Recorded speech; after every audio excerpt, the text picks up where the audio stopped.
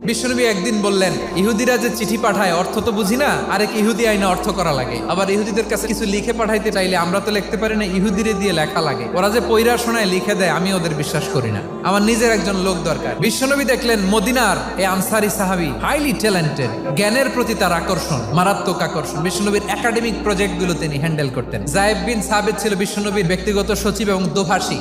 ইহুদিরা কিছু লিখে দিলে এটার অর্থ বিশ্বনবীরে বুঝায় দিতেন। আবার ইহুদিদের কাছে কিছু লিখতে হলে তিনি লিখে দিতেন। বিশ্বনবী এই যায়েদ বিন সাবিতকে চুজ করলেন ল্যাঙ্গুয়েজের জন্য। উনি বললেন, যায়েদ, তোমার সফট স্কিলকে ডেভেলপ করতে হবে, তুমি হিব্রু ল্যাঙ্গুয়েজ শিখে ফেলো। যায়েদ বিন সাবিত বলল, বিশ্বনবীর মোটিভেশন আর ইন্সপিরেশন পেয়ে আমি 15 দিনে ইহুদিদের এই হিব্রু ল্যাঙ্গুয়েজ শিখে ফেললাম। এরপরে ইহুদিরা চিঠি লিখে পাঠালে আর কোনো ইহুদি ডাকা লাগতো না, আমি নবীর এটার অর্থ করে বুঝায় দিতাম। আবার ইহুদিদের কাছে চিঠি লেখা লাগলে আমি যায়েদ বিন সাবিত চিঠি লিখে দিতাম। বিশ্বনবী তাকে দায়িত্ব দিলেন, কোরআন যা নাজিল হয় তুমি লিখো, কাতিবুল ওয়াহি বানায় দিলেন। সুবহানাল্লাহ।